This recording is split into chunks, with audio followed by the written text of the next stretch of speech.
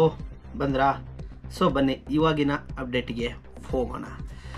ನಟಿ ಮೇಘನಾ ರಾಜ್ ಮನೆ ಮಗ ಸಿನಿಮಾ ಎಲ್ಲವನ್ನು ಹೇಗೆ ಸಂಭಾಯಿಸುತ್ತಾರೆ, ಖರ್ಚುಗಳನ್ನು ಹೇಗೆ ನಿಭಾಯಿಸುತ್ತಾರೆ, ಅವರು ನಟಿಯಾಗಿ ಅಮ್ಮನಾಗಿ ಬದುಕನ್ನು ನೋಡುತ್ತಿರುವ ದೃಷ್ಟಿಕೋನ ಯಾವುದು, ಇವೆಲ್ಲವನ್ನು ತಿಳಿದುಕೊಳ್ಳೋಣ.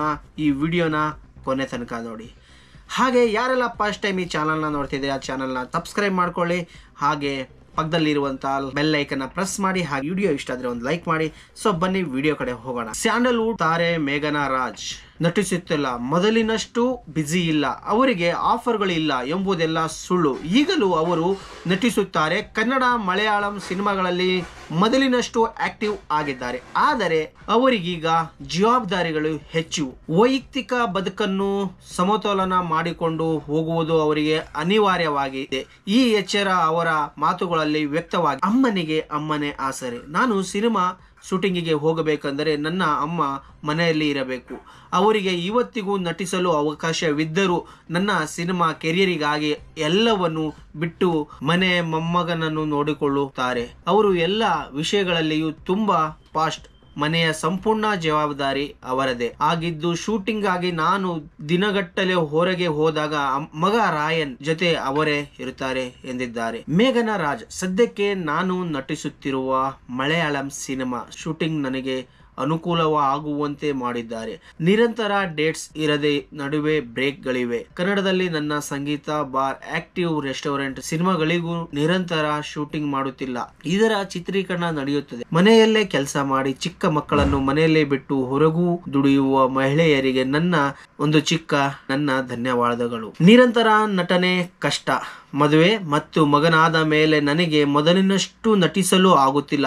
ಮಲಯಾಳಂನಲ್ಲಿ ಒಂದೇ ವರ್ಷದಲ್ಲಿ 12 ಸಿನಿಮಾಗಳು ರಿಲೀಸ್ ಆಗಿದ್ದವು. ಅದು ನನ್ನ ಎಂಗೇಜ್ಮೆಂಟ್ ಆದ ವರ್ಷವಾಗಿತ್ತು. ಅದೇ ವರ್ಷದಲ್ಲಿ ಕನ್ನಡದಲ್ಲೂ 4 ಸಿನಿಮಾ ರಿಲೀಸ್ ಆಗಿದ್ದವು. ಒಟ್ನಲ್ಲಿ ಸಿನಿಮಾಗಳಲ್ಲಿ ನಟಿಸಲು ನನಗೆ ಇಷ್ಟ. ಅಮ್ಮನಾಗಿರುವ ಕಾರಣ ನನಗೆ ಸಮಯವಿಲ್ಲ. ನಿರಂತರ 30 ದಿನಗಳ ಶೂಟಿಂಗ್ ಇದ್ದ ಕಾರಣ ಈ ವರ್ಷ 3 ಸಿನಿಮಾಗಳನ್ನು ರಿಜೆಕ್ಟ್ ಮಾಡಿದ್ದೇನೆ ಎಂದು ವಿವರಿಸಿದ್ದಾರೆ ಮೇಘನಾ ರಾಜ್ ಅವರು. ಬೆಸ್ಟ್ ಸಿನಿಮಾಗಳಿಗೆ ಆದ್ಯತೆ.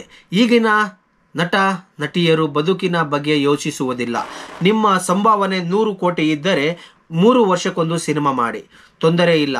ಸಿನಿಮಾ ಅವಕಾಶಗಳಿದ್ದರೆ ಅಷ್ಟೇ ದುಡ್ಡು. ಅದರಲ್ಲೂ ನಟಿಯರು ಇನ್ನೂ ಲಕ್ಷಗಳಲ್ಲಿ ಗಳಿಸುತ್ತಾರೆ. ಸಿನಿಮಾಗಳೇ ಇಲ್ಲ ಆದರೆ ಅವರ ಜೀವನ ಹೇಗೆ? ಅದಕ್ಕೆ ನಾನು ಯಾವಾಗಲೂ ನಟರಾಗಲು ಬಯಸುವವರಿಗೆ ಇನ್ನೊಂದು ಆದಾಯದ ಮೂಲ ಇಟ್ಟುಕೊಳ್ಳಲು ಸಲಹೆ ನೀಡುತ್ತೇನೆ. ದುಡ್ಡಿಗಾಗಿ ಸಿನಿಮಾ ಇಂಡಸ್ಟ್ರಿಗೆ ಬರಬಾರದು. ಹಾಗೆ ಬಂದಾಗ ದುಡ್ಡಿಗಾಗಿ ನಮಗೆ ಬೇಡವಾದ ಸಿನಿಮಾಗಳನ್ನು ಒಪ್ಪಿಕೊಳ್ಳಲಾಗುತ್ತದೆ. ಅದರಿಂದ ಅವರ ಕೆರಿಯರ್ ಗ್ರಾಫ್ ಕೆಳಮುಖವಾಗಿ ಆದಾಯವೂ ಕುಸಿಯುತ್ತದೆ.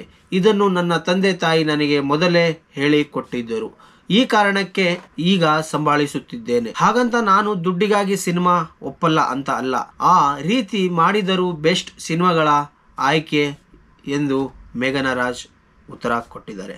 ಸ್ನೇಹಿತರೆ, ಸೊ ತಾಯಿಯಾಗಿ ನಟಿಯಾಗಿ ಬ್ಯುಸಿ ಆಗಿರುವಂಥ ಮೇಘನಾ ರಾಜ್ ಅವರಿಗೆ ಆಲ್ ದ ಬೆಸ್ಟ್ ಹೇಳೋಣ. ಸೊ ಯಾರೆಲ್ಲ ಫಸ್ಟ್ ಟೈಮ್ ಈ ಚಾನಲ್ ನೋಡ್ತಿದ್ರೆ ಆ ಚಾನಲ್ನ ಸಬ್ಸ್ಕ್ರೈಬ್ ಮಾಡ್ಕೊಳ್ಳಿ. ಹಾಗೆ ವಿಡಿಯೋ ಇಷ್ಟ ಆದರೆ ನಿಮ್ಮ ಅಭಿಪ್ರಾಯಗಳನ್ನು ಕಮೆಂಟಲ್ಲಿ ತಿಳಿಸಿ. ಮತ್ತೊಂದು ವಿಡಿಯೋದಲ್ಲಿ ಭೇಟಿಯಾಗೋಣ. ಅಲ್ಲಿವರೆಗೂ ಧನ್ಯವಾದಗಳು.